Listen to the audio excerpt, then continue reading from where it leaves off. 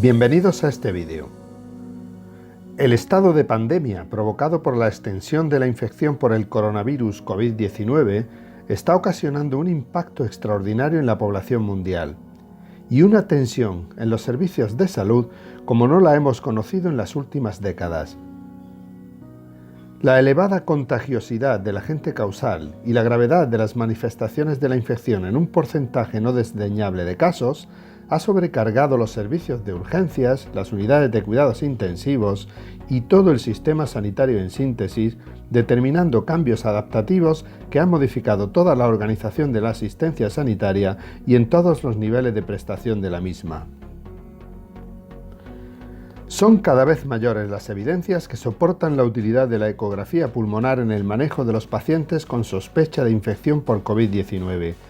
La práctica totalidad de los informes y experiencias que van teniendo difusión en la comunidad científica se centran en el uso hospitalario de esta técnica, sobre todo en los servicios de urgencias y en las unidades de pacientes críticos, donde resulta especialmente útil.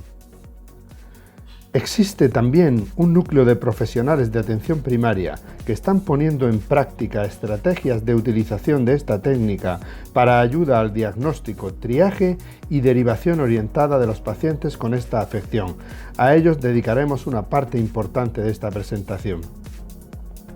Los aspectos de utilidad y aplicabilidad de la ecografía clínica en este escenario han de ser necesariamente complementados con aquellos otros de seguridad de pacientes y profesionales que impidan el riesgo de transmisión del virus a través de su utilización.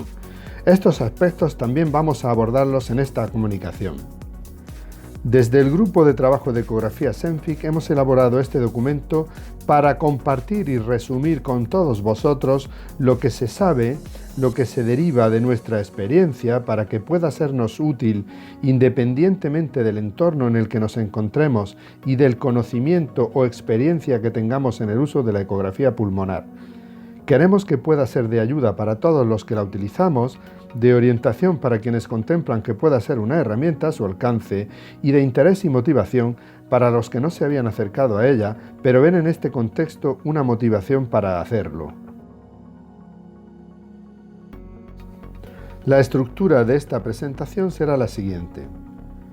Dedicaremos la primera sección a la descripción sencilla de la ecografía pulmonar, de los artefactos y las imágenes reales que proporciona y nos permiten identificar las estructuras pulmonares.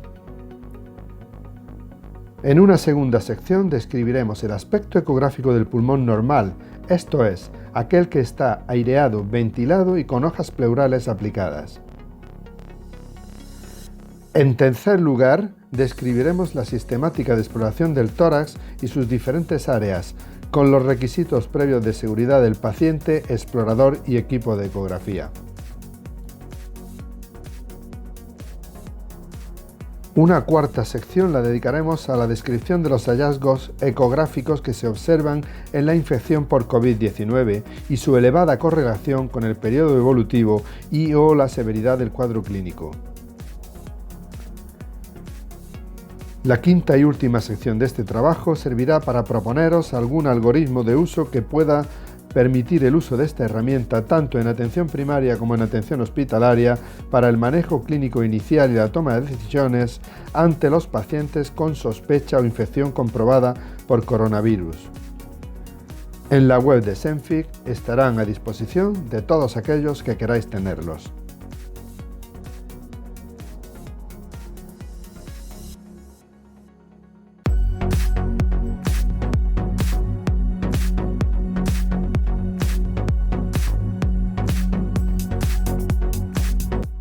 Presentamos una imagen de corte longitudinal del tórax en la cual hemos situado la marca de sonda hacia craneal.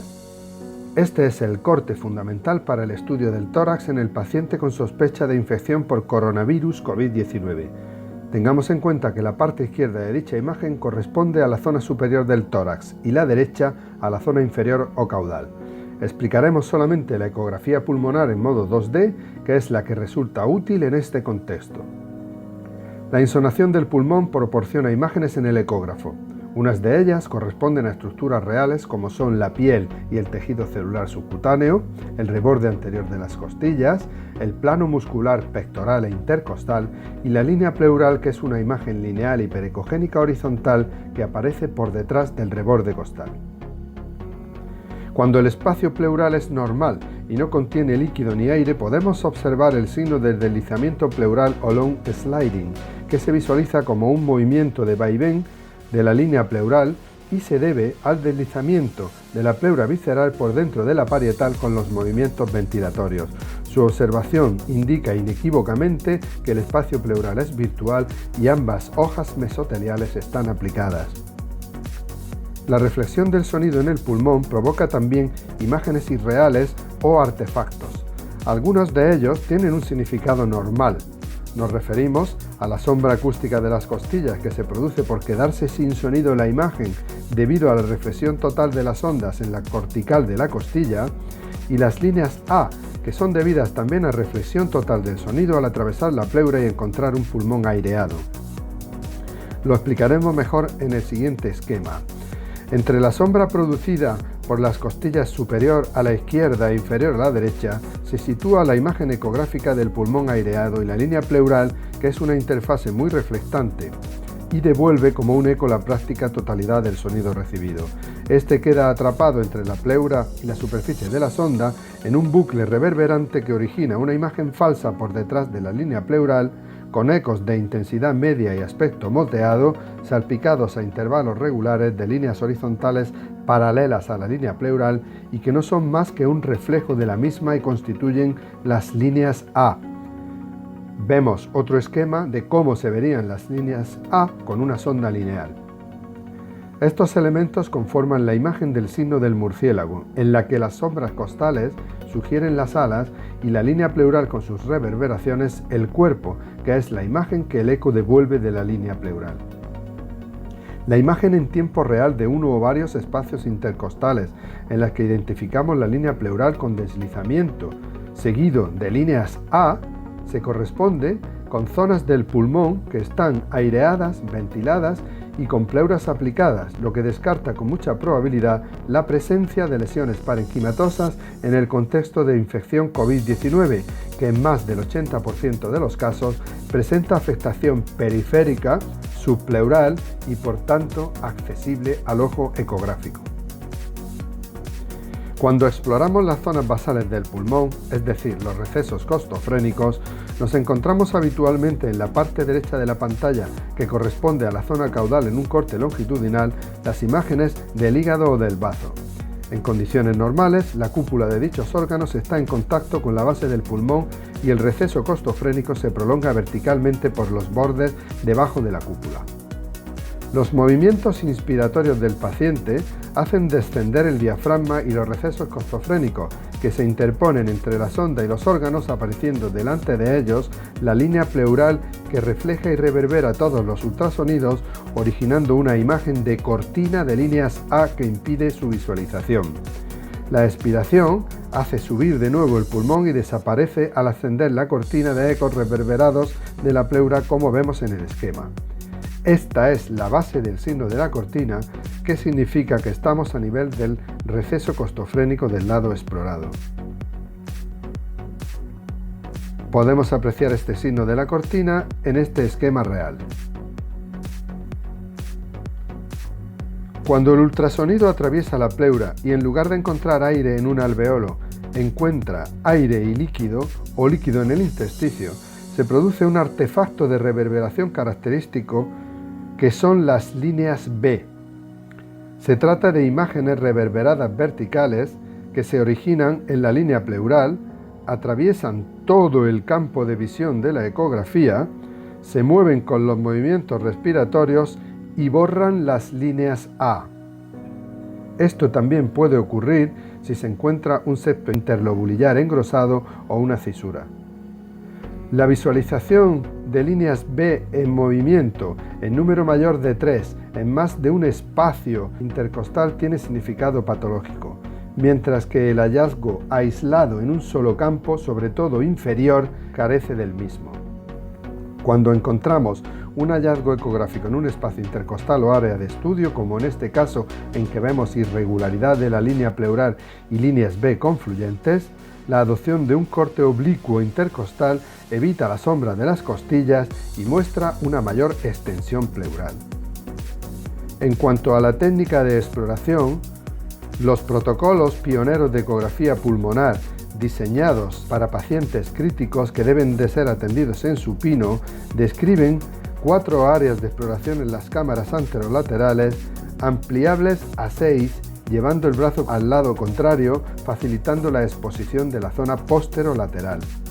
El uso de esta técnica en pacientes ambulatorios que acuden a los centros por su propio pie, como es el ámbito de atención primaria, aconseja explorar al paciente sentado, y nosotros recomendamos 6 áreas de exploración: áreas superior e inferior de campos anteriores, laterales y posteriores. Mediante la técnica de zigzag o serpenteante recorriendo los espacios intercostales, nosotros recomendamos empezar por los campos posteriores en sentido ascendente, continuando por los campos laterales en sentido descendente, al igual que por los campos anteriores, como describiremos en la siguiente sección de este vídeo.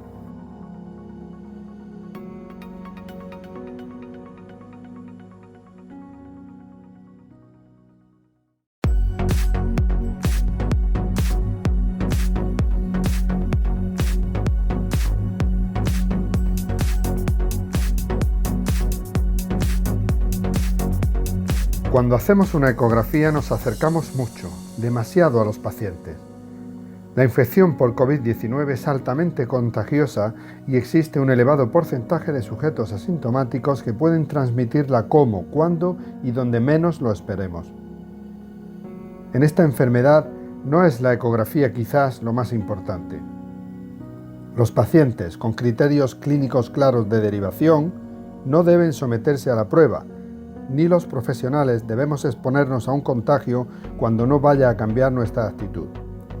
Sin embargo, son frecuentes en nuestra experiencia diaria aquellos que no los cumplen conforme a los protocolos vigentes en atención primaria. Son estos los que pueden beneficiarse de la realización de la técnica y es en ellos donde la ecografía en atención primaria tiene un papel destacado, ya sea por orientar el ingreso por neumonía o para que al paciente acceda a tratamientos que pueden ser efectivos en la enfermedad por COVID-19 y que los médicos de familia no podemos prescribir en este momento. Cuando hagamos una ecografía a cualquier paciente con sintomatología sugerente de enfermedad COVID-19, debemos llevar puesto nuestro equipo de protección individual para prevención de infección por microorganismos transmitidos por gotas y por contacto, que incluya bata, mascarilla FFP2, en esta condición su uso está plenamente indicado, doble guante y protección ocular. Los expertos recomiendan el empleo de dispositivos de mano e inalámbricos en este contexto pandémico, por la facilidad de protegerlos con envolturas de plástico desechables, así como los equipos portátiles. En el caso de atención primaria, disponer de equipos portables puede ser esencial para desplazarlos fuera del centro de salud y para evaluar a los pacientes en su domicilio o en las instituciones en las cuales prestemos nuestra labor asistencial. Los cambios organizativos en los centros de salud, constituyendo consultas monográficas de pacientes con sospecha COVID-19, posibilitan el empleo del ecógrafo de consola con adecuada protección para su uso en los pacientes que lo requieran. Las recomendaciones generalizadas indican la necesidad de proteger la consola, sobre todo el teclado, pero también la pantalla. En el ejemplo de la figura, optamos por cubrir la pantalla, el teclado y la consola, incluyendo el panel táctil con film transparente, que se retirará después de finalizar la jornada. Utilizamos un bote de gel en la zona de exploración que desinfectamos entre paciente y paciente y que desechamos al finalizar la jornada. Sería ideal el uso de sobres individuales de gel, utilizando uno para cada paciente, pero son caros y generalmente no disponibles en atención primaria. Cubrimos la sonda con una funda protectora de las que habitualmente utilizamos en las infiltraciones ecoguiadas o en las exploraciones ginecológicas. Si no disponemos de suficiente recambio, añadimos un guante sobre la funda protectora con gel que retiraremos tras cada exploración, lo que nos permite desinfectar la funda entre cada paciente, usando solo una cada día, cubierta en cada caso con un guante nuevo. El cable de la sonda se protege también con cobertura de plástico hasta donde sea posible. Cuando realizamos las exploraciones, mantenemos el ecógrafo a más de 1 metro de distancia del paciente, que colocamos de espaldas al equipo y al explorador. Si el paciente no necesita estar tumbado, los campos torácicos anteriores los podemos abordar desde su espalda, evitando contaminarnos con su exhalación o con su tos. Al final de cada exploración, pulverizaremos los plásticos que cubren el equipo con una solución de lejía al 1%. Al finalizar la jornada, desechamos los plásticos y limpiamos el ecógrafo con una solución de jabón suave y agua antes de retirar el EPI. Los plásticos los desechamos en el contenedor de residuos contaminados. Las ruedas del ecógrafo pueden pasarse por un empapador impregnado de lejía o bien las rociamos mientras ruedan con un spray también con lejía.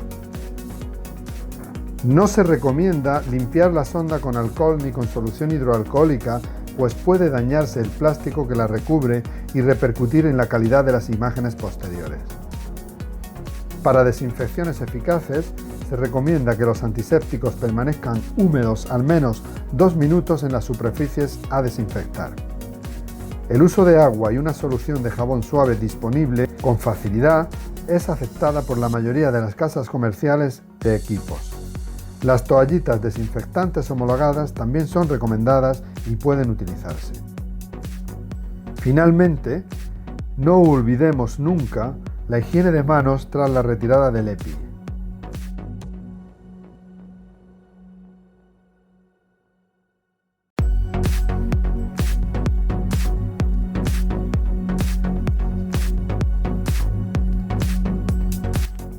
Los expertos recomiendan utilizar solo una sonda, porque los elementos del equipo que no son imprescindibles deben de estar desinstalados, minimizando así el riesgo de contaminación.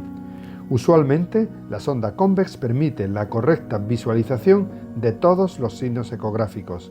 En niños, sobre todo pequeños, se puede usar solo la sonda lineal. Se recomienda usar el preset de pulmonar instalado por el fabricante del equipo para obtener las imágenes más óptimas. Si nuestro equipo no dispone del mismo, optimizaremos al desactivar los armónicos, utilizar un solo punto focal, aumentar la ganancia hasta unos 60 decibelios, ajustar la profundidad a unos 12 centímetros en individuos de complexión fuerte y a unos 8 centímetros en los de constitución delgada, pudiendo ser menores en los niños, y finalmente ajustaremos la distancia focal del equipo a la altura de la pleura. Estas maniobras pretenden la identificación fácil de los artefactos que hemos descrito y que son la base semiológica fundamental de esta exploración. En un contexto infecto-contagioso como la pandemia COVID-19, minimizar el tiempo de exposición del explorador para protegerse de un eventual contagio es esencial. La sistematización de la exploración, además de hacer las exploraciones reproducibles y comparables, ayuda también a ese objetivo y permite observar toda la superficie accesible de ambos hemitórax. Los diferentes protocolos publicados para la exploración ecográfica del tórax en el paciente con sospecha o infección COVID-19 tienen en común la necesidad de explorar ambos hemitórax en sus áreas anterior, lateral y posterior. Para cada hemitórax debemos explorar como mínimo 6 áreas, 2 anteriores, 2 laterales y 2 posteriores, serpenteando con la sonda mediante un zigzag, como vimos en la sección 2 de este vídeo. Al paciente lo colocamos en sedestación con los miembros superiores hacia adelante cuando estudiamos los campos posteriores, porque este gesto separa las dos escápulas y permite introducir la sonda entre ellas y la columna vertebral, ampliando nuestra visión. Aunque esto puede ser variable, nosotros empezamos a explorar en la región posterior-inferior, donde generalmente comienzan a ser visibles los hallazgos más precoces de la afectación COVID-19. Ponemos la sonda con orientación vertical, identificamos los recesos costofrénicos hasta visualizar el signo de la cortina que veíamos en la imagen con asteriscos amarillos y recorremos el diafragma serpenteando hasta la parte del vértice pulmonar. Es importante tener en cuenta que en la vecindad de la columna vertebral la pleura gira hacia su cara mediastínica y en este ángulo podemos encontrar hallazgos que no son reales y debemos despreciar cuando solo estén presentes en dicha localización. Pasamos entonces a estudiar los campos laterales, para lo cual pedimos al paciente que eleve los brazos por encima de la cabeza para poder acceder sin dificultad a la zona axilar y descenderemos serpenteando con la sonda, finalizando en el receso costofrénico lateral.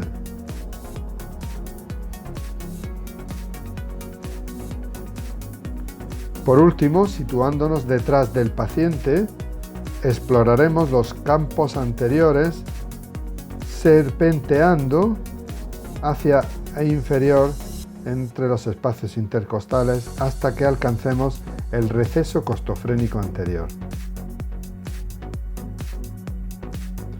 Ofrecemos aquí una secuencia completa del hemitórax izquierdo, comenzando por los campos postero-inferiores, localizando el signo de la cortina entre el bazo y el pulmón, serpenteando hacia las partes superiores, buscando los diferentes espacios intercostales hasta el vértice pulmonar, miramos los campos laterales y terminamos con los campos anteriores situados de espaldas al paciente para evitar la contaminación por su tos o exhalación.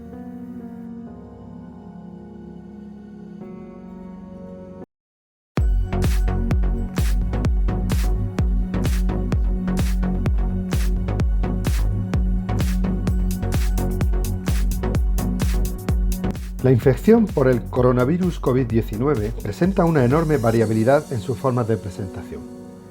Puede ocasionar desde una infección asintomática, pasando por cuadros leves de infección respiratoria, neumonía intersticial con diferentes grados de severidad, hasta provocar cuadros de distrés respiratorio severo agudo y fallo multisistémico capaces de ocasionar la muerte.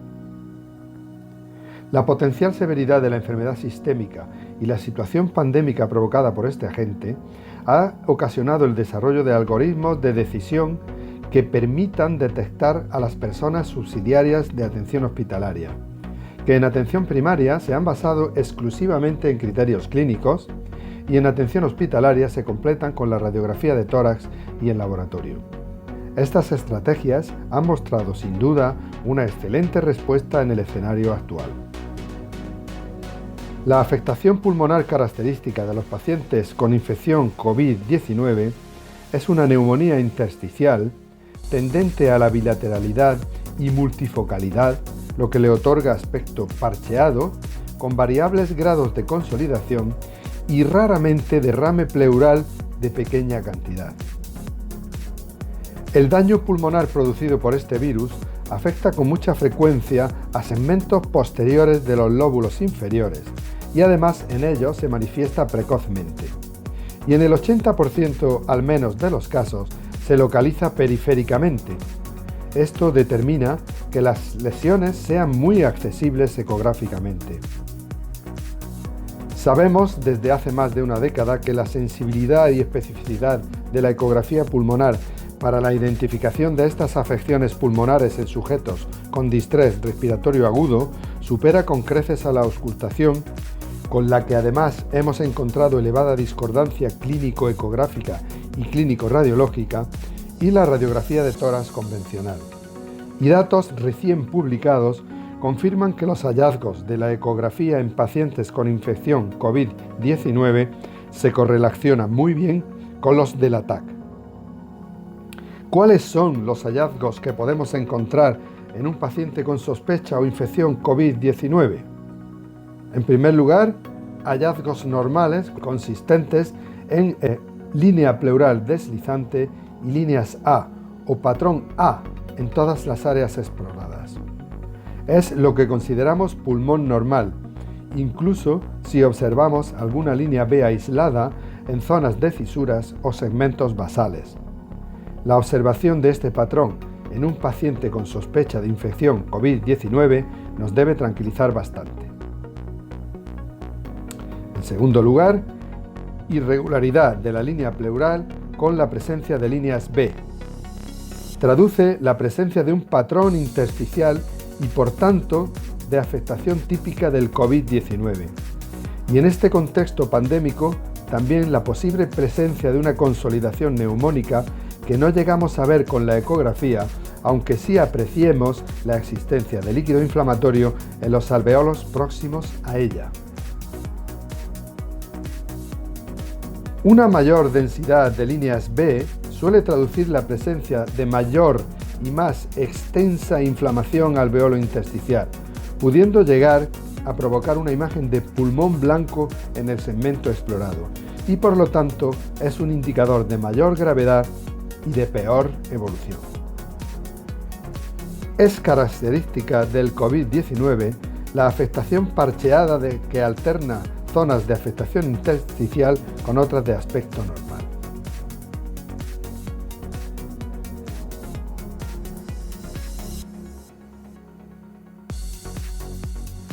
Otro hallazgo ecográfico trascendental de la afectación pulmonar del COVID-19 son las consolidaciones subpleurales. Se trata de pequeñas áreas hipoecogénicas de base en la pleura, pero con un perfil interno irregular que se movilizan con los movimientos respiratorios. Están acompañadas en toda su periferia por líneas B, lo que traduce la presencia de líquido inflamatorio en el espacio intersticial y alveolar adyacente. Cuando son muy profundas las consolidaciones, pueden no ser vistas ecográficamente, pero sí, como decíamos antes, las líneas B periféricas. Obviamente, significan mayor gravedad y un dato de peor evolución clínica. La afectación parcheada, típica del pulmón afectado por COVID-19, puede desencadenar de forma evolutiva la aparición de consolidaciones subpleurales multifocales, alternando entre ellas áreas de pulmón no consolidadas, como vemos en el vídeo actual. Suponen también una mayor gravedad clínica y evolutiva. El estadio evolutivo más avanzado supone la organización de consolidaciones de mayor tamaño que pueden afectar a uno o más lóbulos adoptando una disposición interlobar. Estas consolidaciones es posible que muestren la presencia de broncograma aerodinámico, que se identifica como imágenes hiperecogénicas puntiformes o lineales dentro de la zona consolidada según que los ultrasonidos incidan sobre los bronquios aireados de forma longitudinal o transversal respectivamente.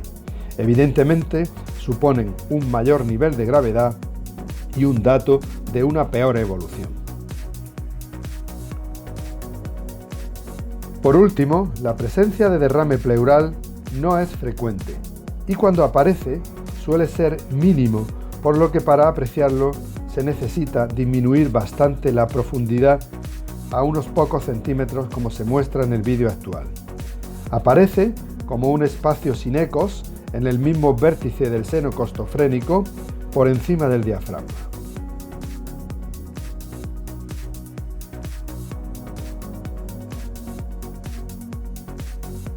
Finalizaremos recordando los aspectos claves de la afectación pulmonar por el COVID-19. Su tendencia a afectar zonas póstero-inferiores. Su tendencia a afectar zonas superficiales. Su tendencia a la afectación bilateral. Su tendencia a la afectación multifocal parcheada.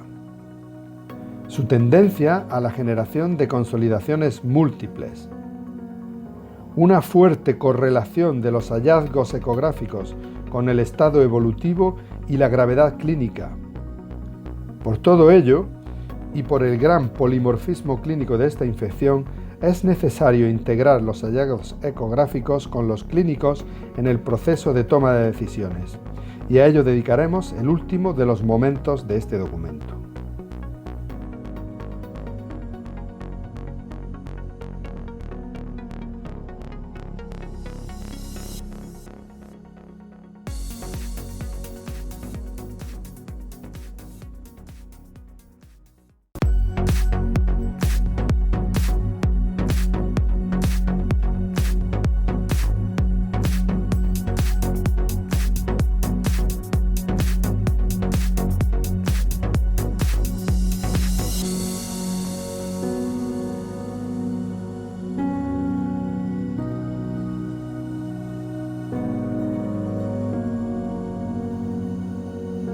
Terminamos este documento con la propuesta de un algoritmo de manejo de la ecografía pulmonar en atención primaria en pacientes con sospecha de infección por coronavirus COVID-19.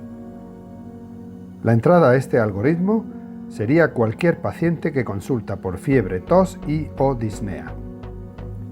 Hay que realizarle una anamnesis y una exploración física que incluya saturación de oxígeno, temperatura y la escala CURB 65. Los pacientes que tienen un cuadro clínico leve con fiebre de menos de 5 días de evolución, con saturación de oxígeno mayor del 95%, sin apenas disnea o de grado leve, incluso aunque tengan otros síntomas como diarrea, anosmia o disgeusia, serán confinados para aislamiento domiciliario. Se les recomendará seguimiento telefónico por su equipo de salud para evitar que al acceder a alguno de los centros sanitarios puedan contaminarse y contagiar la infección. En el extremo opuesto está el paciente que consulta desde el inicio con un cuadro clínico ya más severo, con una saturación de oxígeno menor del 92% o una disnea de grado 3-4, taquipnea severa, escala CURB 65 mayor o igual de 2 o hipotensión. Todos estos datos sugieren un cuadro clínico severo de inicio que obligaría al traslado al hospital. Si bien en nuestro caso podríamos realizar una ecografía clínica si tuviéramos dudas diagnósticas al respecto, por ejemplo, de que pudiera tratarse de una insuficiencia cardíaca, de un EPOC reagudizado o de una neumonía bacteriana. En este algoritmo, sin embargo, nosotros lo derivaríamos al hospital.